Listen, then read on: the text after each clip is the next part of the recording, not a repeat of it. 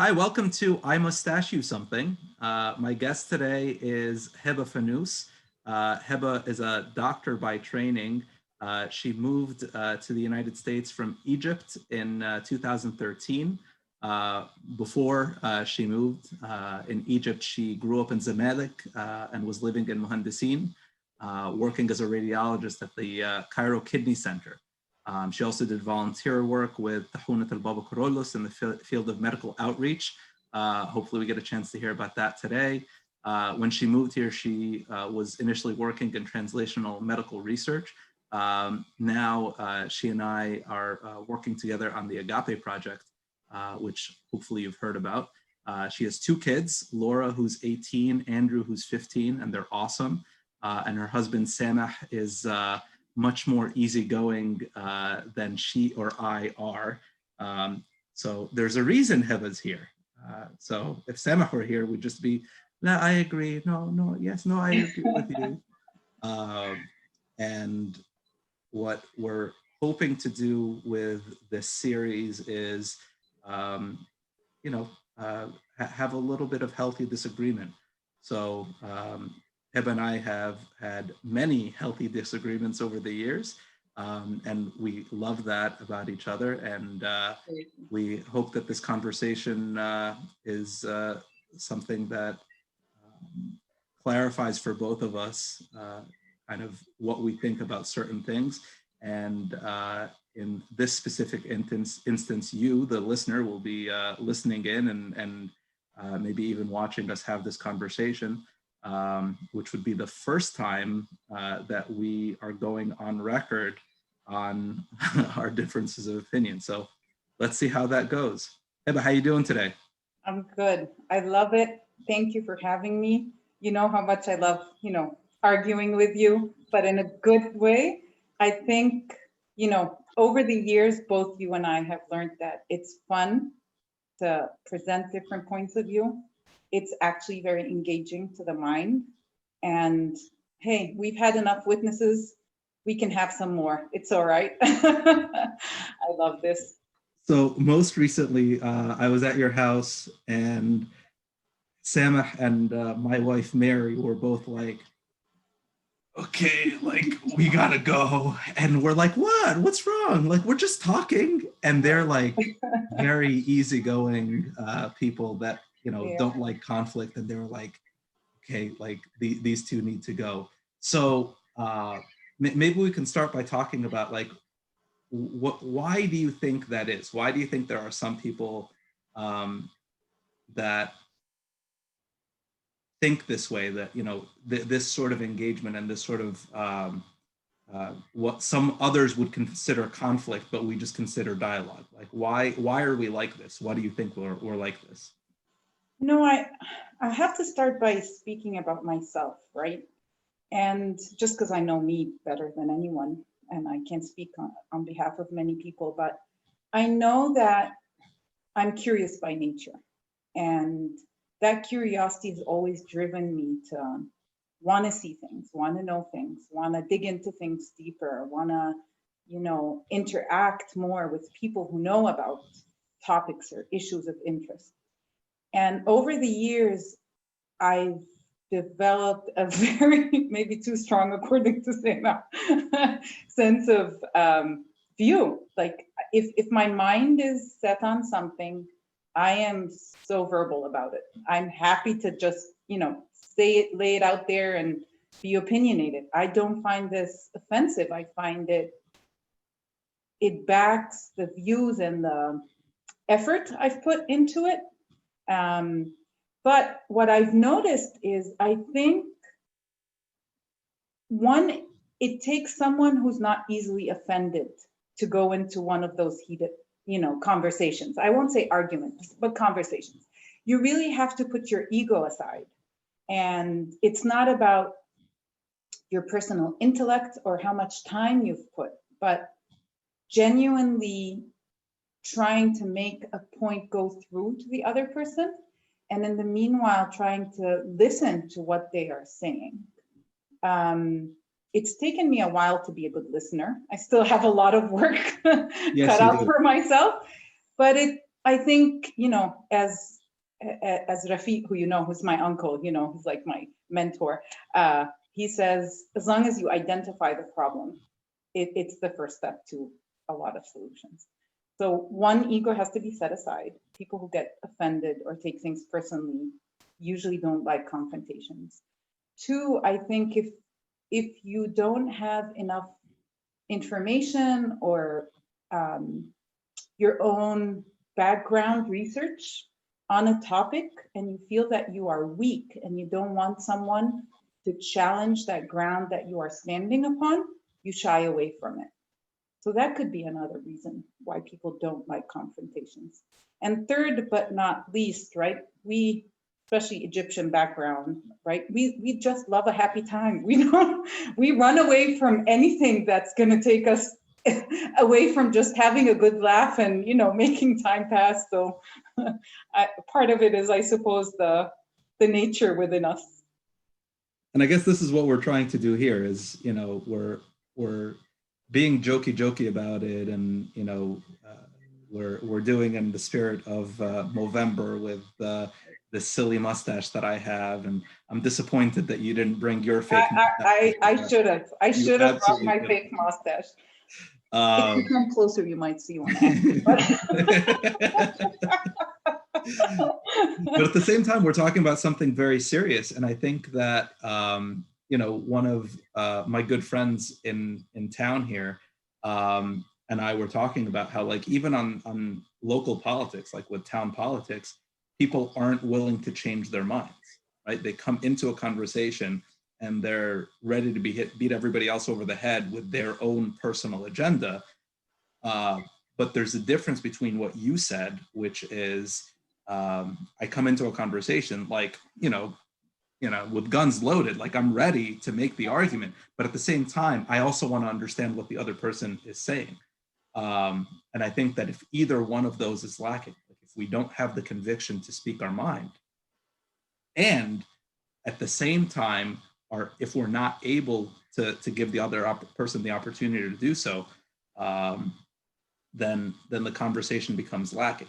So how did you get to that point where you're able to do that? Like, is that something that you think is innate, or something that is a skill that you've sort of developed? I think it's multifactorial. For one, this is a funny trivia, but I come from a very political family. Like, they have had very active roles in Egyptian politics going back 5-6 generations. My great aunt on my father's side was in the 1919. She was one of the women leaders in that movement. My grandfather was in office, and he served for over 20 years in politics. He was head of a political party. Funny enough, as the generations went on from that, they ran away and shied from all this. And part of it is growing up in Egypt too, as a minority, right? As a female minority, for sure, with all the oppression there is for women. Two, as a Coptic Christian, you quickly learn, if you do not self-advocate and stand for yourself, you will be stepped over and trampled. And I think very early on, I could see that it wasn't only about me. I came from a privileged family. I was lucky enough to have so many things, but you kind of appreciate the voice that you have for others as well. And presenting your point and making that voice that God gave you heard can be a very strong tool in many circumstances. And I think putting these two things together, and my parents never telling me to shut up, kind of is who I am. So you identified two things that I think could very easily have gone in the other direction, because the first one is, being a persecuted minority, someone might respond to that by saying, okay, well, I don't, and I'm at least do it. Like, I don't have a place in society, and therefore, I just need to be quiet. And the other thing that you identified is the place of privilege, where it's like, okay, like I have all of these things sort of handed to me. And I think that's something that at least I worry about with my kids, and I think I've talked to other parents that share the same problem. It's like our kids aren't facing the same challenges that we did growing up. And if they have this position of privilege, then instead of being formed in a crucible where they are able to grow out of that and respond to the adversity, if their life is easy, then they don't know how to respond to that adversity. So, you can pick either both or either one of those things, but it's not enough for you to have had that experience. It's your response to that experience. So why or how, or if you have some reflections on your response to being disadvantaged or advantaged, how that resulted in you having this personality. I think I've always had controversial people in my life. And this guy? no, but not controversial in a bad way, but just enough, I think, enough circumstances and people, whether it was teachers when I was in primary school, and I can recollect the names of them and the situations where they would put me on the spot and challenge me, right? Like, funny story, right? I was the only Christian in my class with another boy called Hani out of 32. And just to embarrass us, every religion class, he would ask us to stand up and walk out of class to go to our religion class.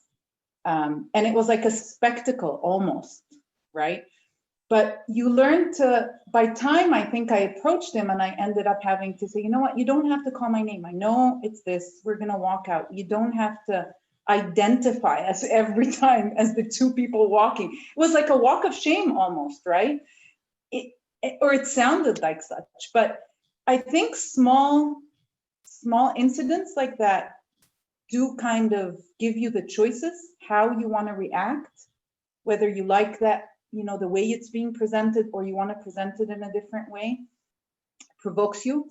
And I've always had my uncle, Rafiq, who's always played like the devil's advocate. Whatever I discussed with him, he would give me a counter argument and be like, what are you going to say to that? So to your point, talking about our kids, right?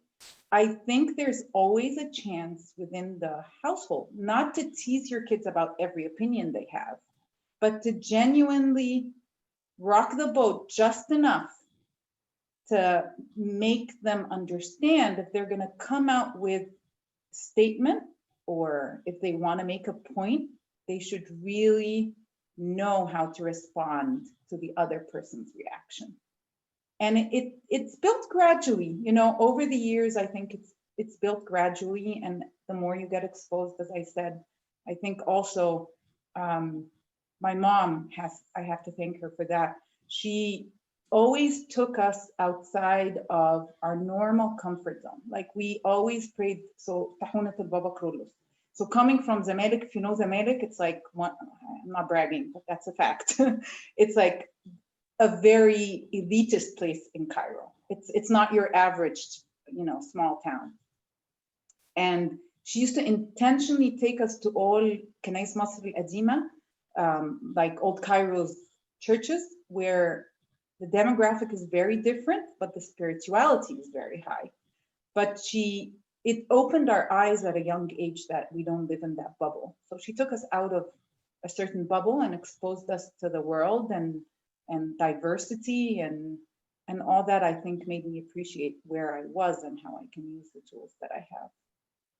That answers your question. I mean, what I'm hearing is that there's a need to look past what you see in front of you. Right. And if the only thing that you see in front of you is oppression, and you take the oppression for granted as being the norm, then you say, well, I'm oppressed, what am I supposed to do? Right. And if you see privilege in front of you and you say, okay, like, we don't go hungry, and you have no concept of what it means to be hungry, then you say, okay, I don't see what the problem is. Like, it's either really bad and it's fine, or it's really good and it's fine. And either way, you can't see past, 2 feet in front of you.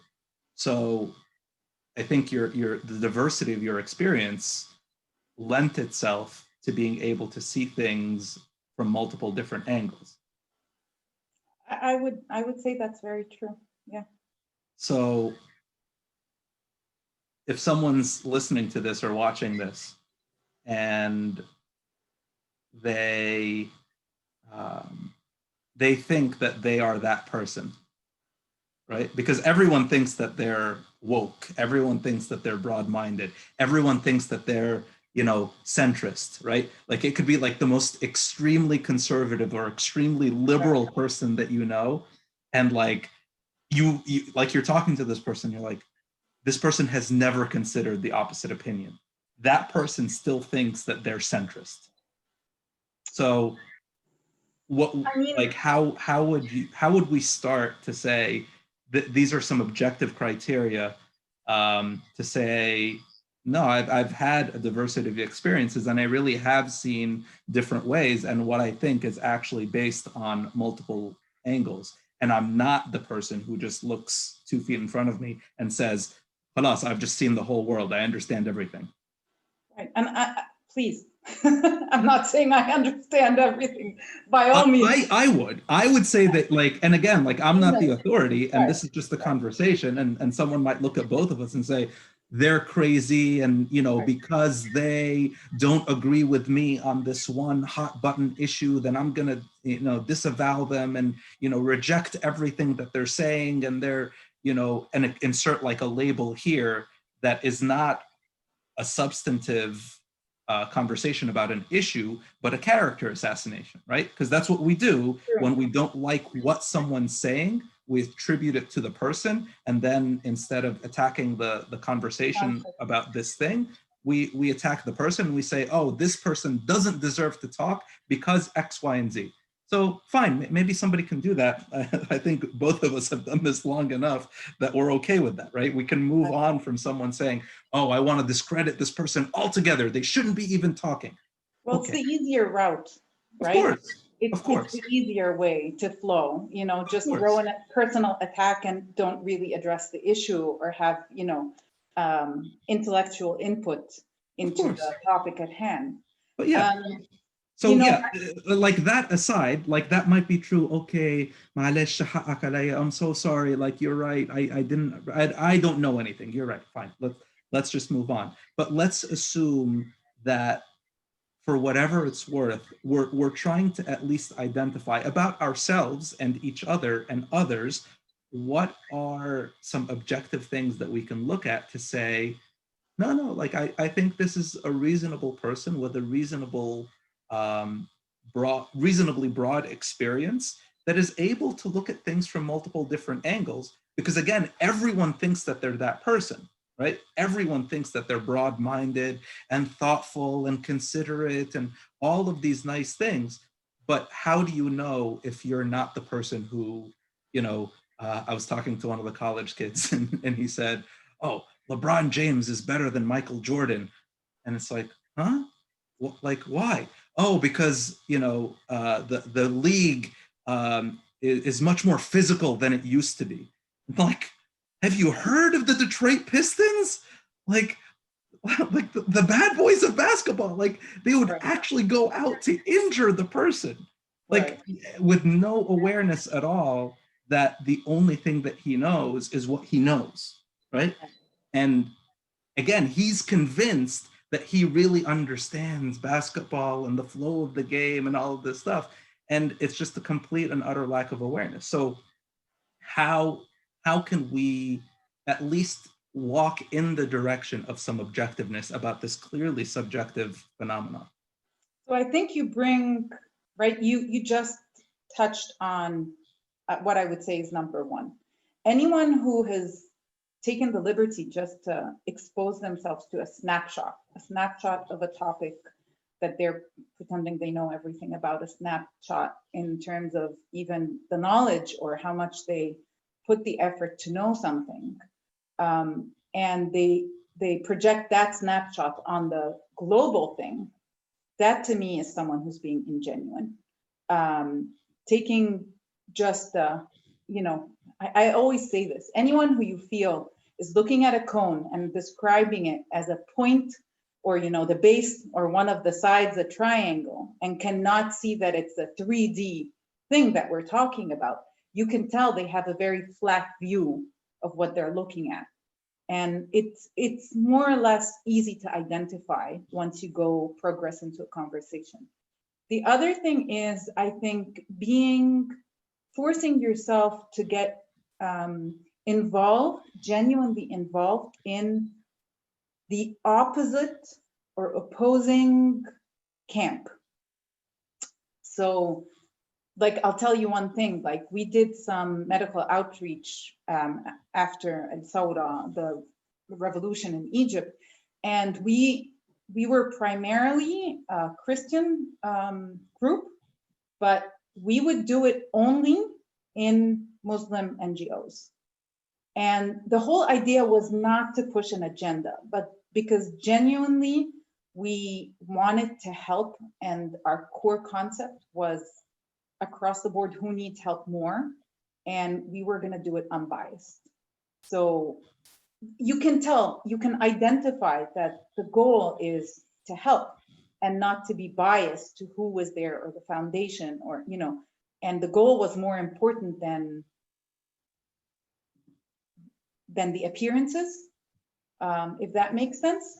A lot of people stick with the appearances and they tell you, no, we think this way or we do this way, but when you come, they're very, again, they're in a single lane and their goal is not shumuli, it's not comprehensive is the word that I'm looking for.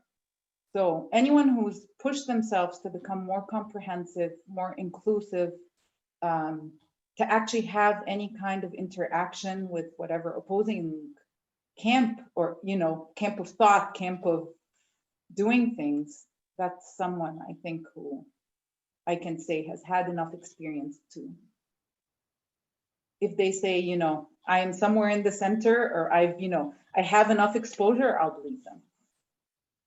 That reminds me, actually, so for sure, one of the people that I'll be having one of these conversations with is Rafi Ataya, and the breadth of his experience is going to come out hopefully in the conversation. And I told him, I was like, I would ask you to behave yourself. You really have to. You have to have one of those beeping. Like, he won't listen, like he won't behave himself. So like, why bother asking and set myself up for frustration?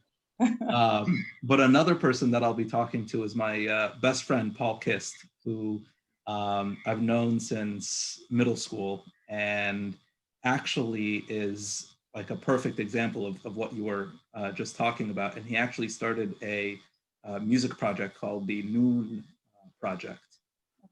That was a collaboration between, you know, Christians and Muslims and people that wanted to serve from, you know, the lens of music to bring awareness to the challenges of people in Egypt. And they were doing these concerts and, you know, writing music, you know, along these lines, and they were looking for a charity to donate to, right? Because they, I mean, yes, they're a nonprofit, but they're a nonprofit that's creating, but not directly serving. And they said, well, who can we support? And one of the charities that came across their desk that ended up being the one that they sponsored is one called the Preemptive Love Coalition, that puts people in a position to do exactly what you did, where if there is somebody that is Kurdish and they're sick and they need a doctor, they send a Turkish doctor. They did the same thing between Israelis and Palestinians. And their philosophy was, if you have served someone or you have been served by someone that you consider to be other or different, then it, you know, it forces you to question, like, okay, like I just had this label that this person was this bad thing that I've been trained and programmed to hate. But now I don't see that thing that I hate. I see this person that I love.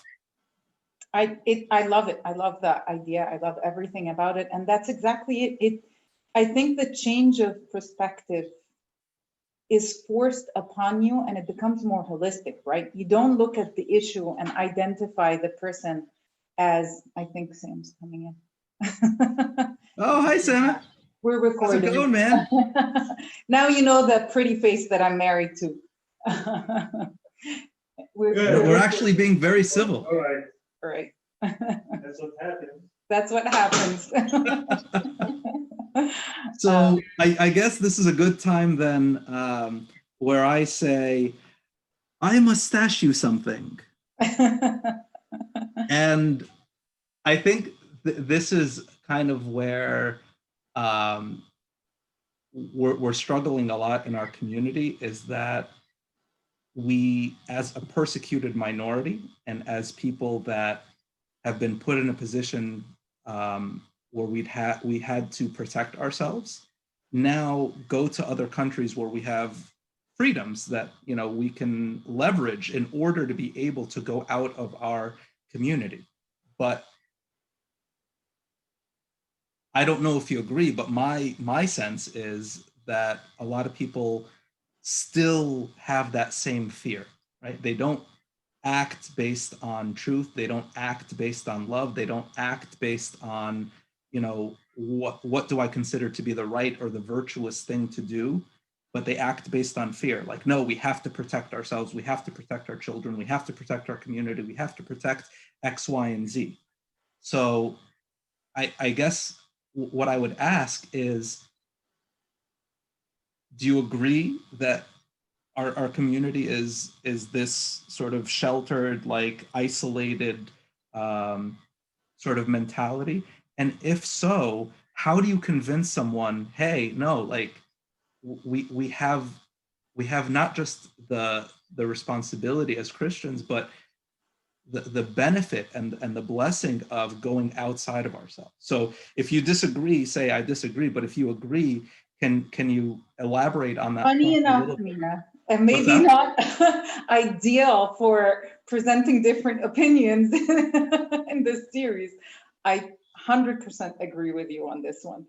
It's, what happened is, as you said, I think we're talking about multitudes of generations protecting the identity of, many different faces, from Romans all the way, post-Arab, that want to wipe the identity of who we are. And I think rightfully so, there had to be some sort of protection. But comes with that also is a haze that has been put over who we originally are.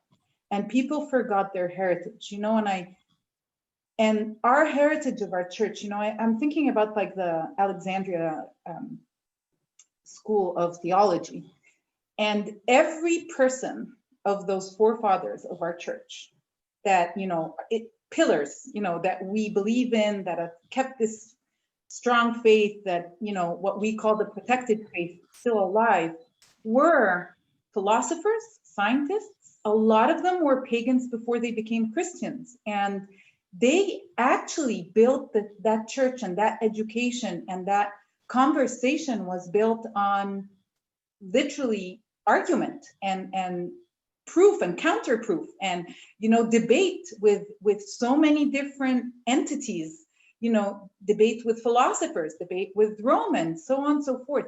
So I think the sheltering and protection is part of it. But again, this is as we said, right, the one-sided view of the issue. We're not seeing the other side, which is now unseen by most in our church, which is who we are and how our church was built. And we forgot that big part of our identity.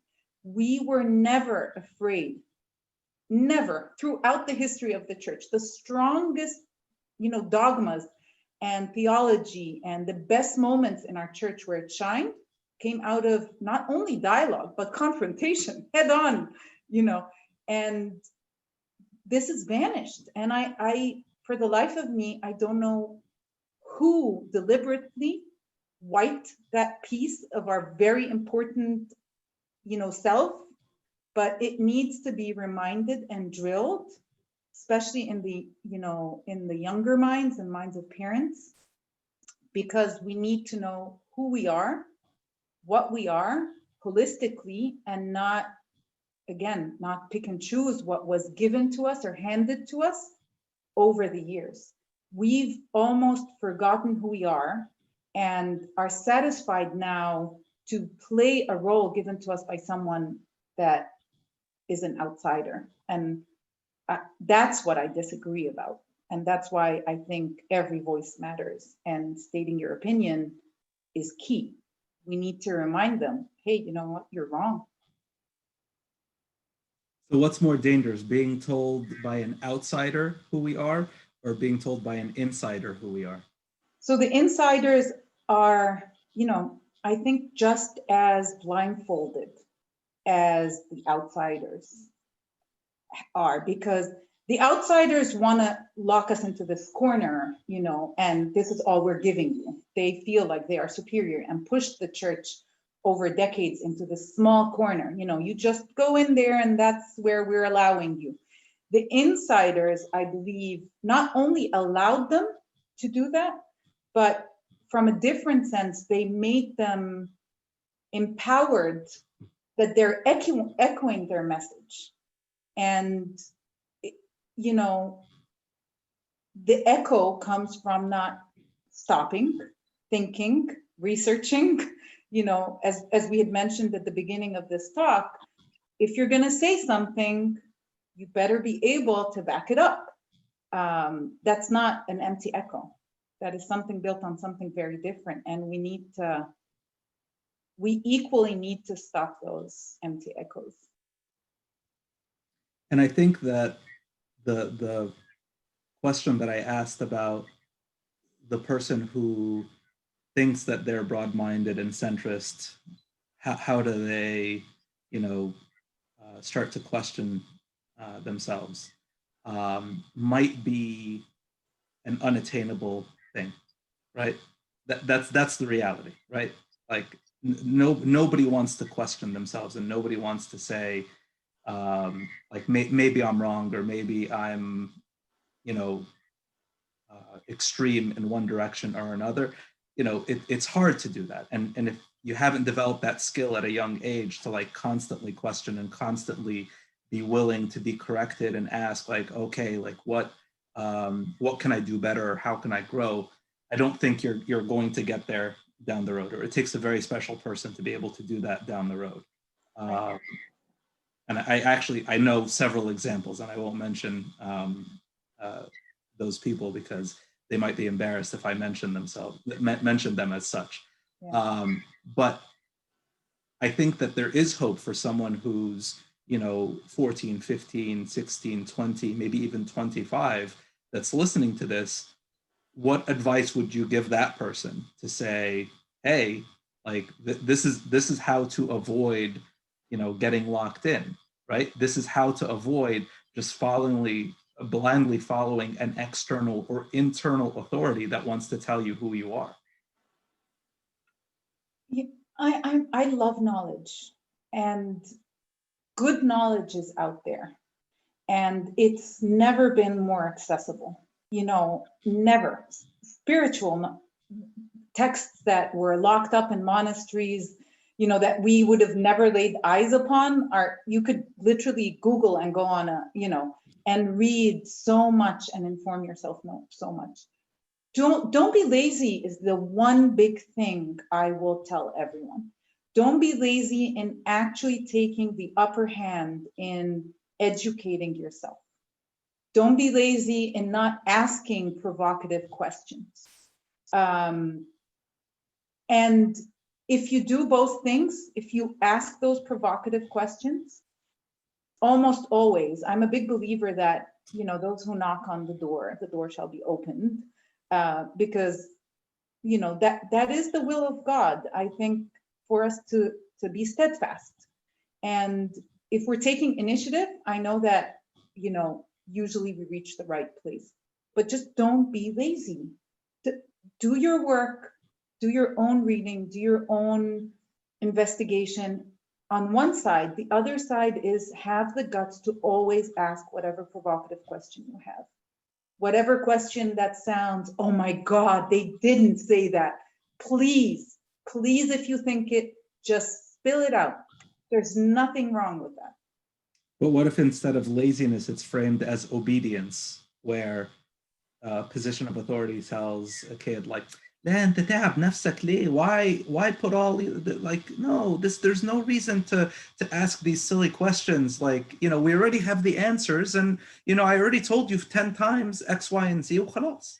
Look, you bring up a very big point that would take us hours, but here's what I will tell you. And that's a personal view, by all means. Within our faith and in our church, there are the simplest of faith that because of them, mountains were moved. And there are the most intellectual people that because of them, we wouldn't be where we are. They are both integral parts of what we believe in and who we are and diverse enough, that God gave us all these options. If you are genuinely a simple person at heart and are taking faith very purely, very, with depth, but purely, I think you're okay. But if you have questions, then I don't think you're in that place. I think you are an intellectual person and you come from a different category that's still inherent and still very deep in the faith, but just different.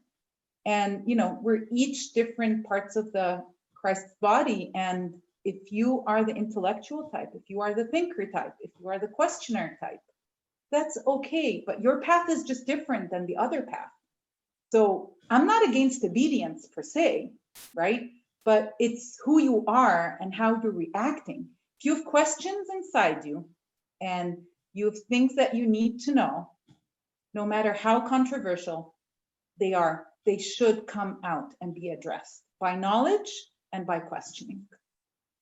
Then obedience has no role there. That's how I see it. How common do you think this perspective is in our community that you just shared? I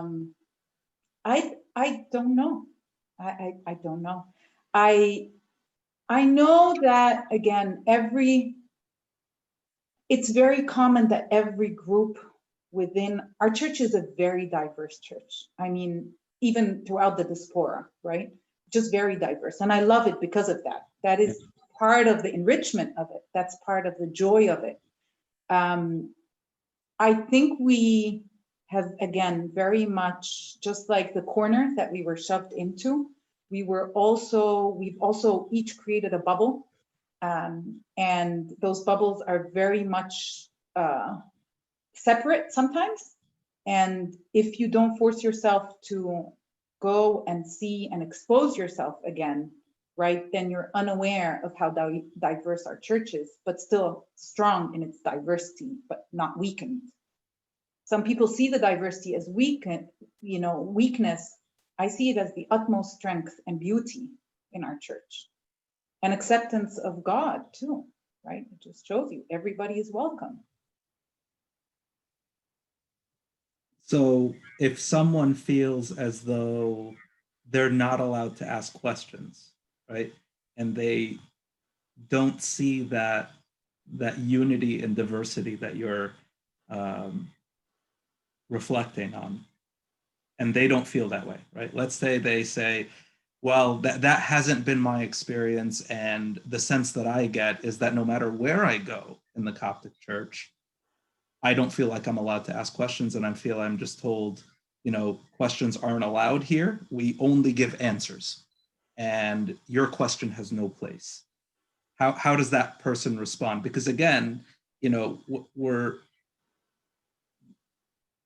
not going to be able to take that whole mass and shift it, at least very quickly, right? So if what we're trying to nudge in the direction of is a more open conversation and in a more open community that encourages questions, right? And you're saying there might be some pockets of that, right? And we have a diversity where maybe not everywhere feels that way, but we at least have some elements of that, right?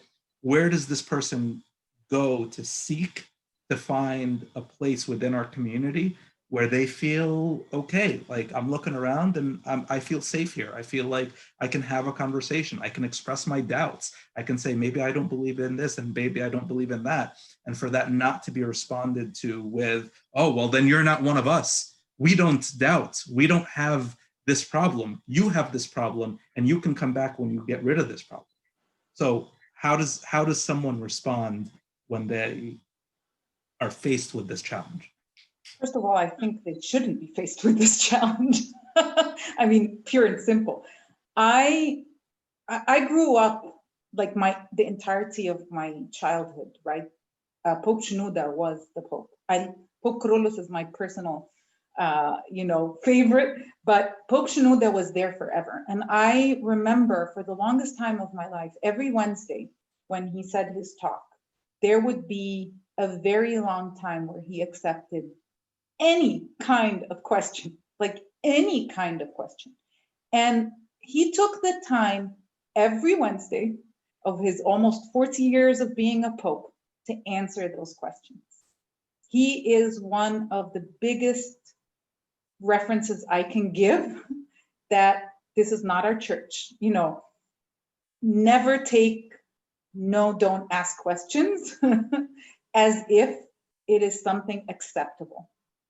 It's just not. There's so many books that answer a lot of the common questions. First of all, I mean, I'm going to say this in Arabic, but يعني الأسقفية أسقفية الشباب بالذات, I'm not sure what the translation is in English, but they have the bishopric of youth. Yeah, so they have hundreds, and I mean hundreds of books answering almost every common question that have come out in the last 40 years, at least.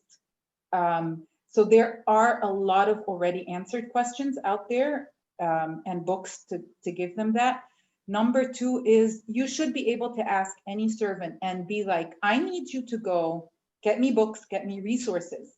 I mean, it might be the way you're asking the question as well, right? So maybe I'm asking a question, but expecting a different response, and I'm not liking the response. The response could be correct, we don't know. But if you want to learn more for yourself, the way you should ask the question is, I need resources.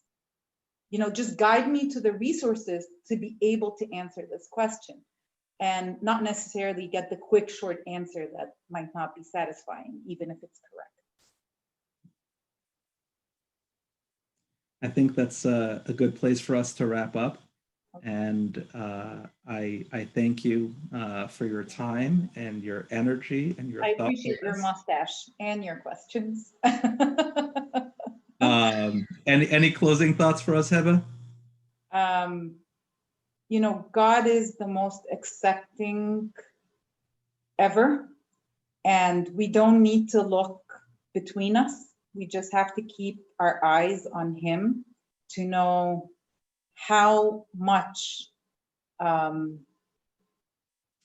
we're taking away from his message, and how much questioning and confrontation and asking and dialogue is exactly what he did day in, day out when he was here on earth. There is no shame in it. It should be our norm. And I think we should start reminding ourselves that this is the right way ahead. From your lips to God's ears. Thank you. So hopefully this series will continue to encourage people to ask questions and not settle for a superficial answer, and continue to promote dialogue so that we can grow together. And I appreciate you helping me with that, Heba. Thank you, Mina. God bless this. Thank you. Bye. Bye.